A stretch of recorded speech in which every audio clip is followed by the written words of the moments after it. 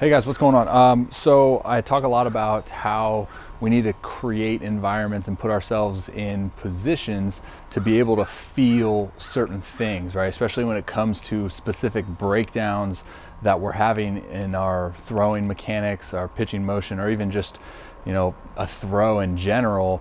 We do it for such a long period of time. We instill these motor control patterns and then we don't really recognize what we're doing. It becomes motion memory, right?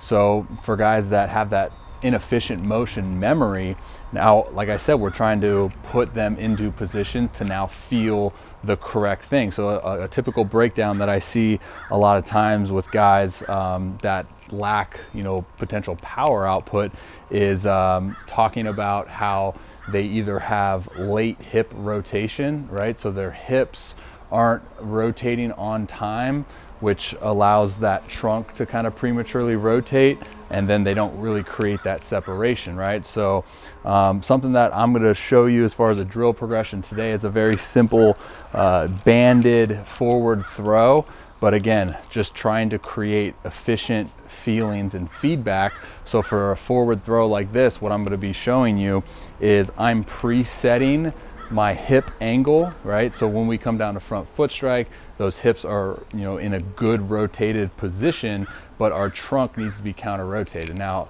the obvious thing that goes into this is making sure that we have the T-spine mobility to be able to get into this position and own this position, because again, remember, the brain is constantly going to protect against any harm. So if you lack the optimal and authentic movement of the T-spine, then we're not going to be able to get into this position, right? You look at any guy that expresses extremely high power output, and the commonality you see across the board is they all create a ton of stretch, right? So when I say stretch, is they create a ton of separation of those hips moving and then the trunk counter rotating. So make sure that you have the authentic T-spine mobility to accomplish something like this. So again, very simple. All I'm going to do is I'm going to take one little cuff here. Wow, those are in there. And I'm just going to put it here on my wrist. And again, this is a progression in the very opening stages of creating this feedback. You kind of want this band somewhat at the waistline, I would say. So I'm going to put this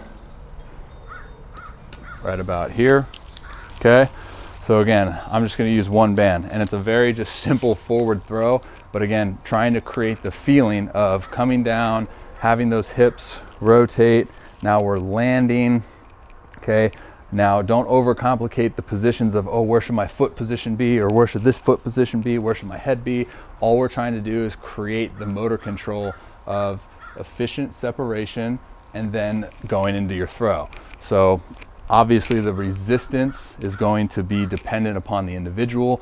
I'm going to create a good amount of resistance here with this band so I can really feel that stretch. So again, hips rotated. All right, now I'm going to get into that stretch, increase that movement, and now all I'm going to do is go into my throw. So you'll see here that was pretty bad. My bands are not in a good place. I would put them a little bit further back, but there's a plyomat there. So again, same thing. And you kind of want this band to go over like this, but as I mentioned, it's not in the greatest position. So creating the feeling of hips rotated, separation, and now we go throw.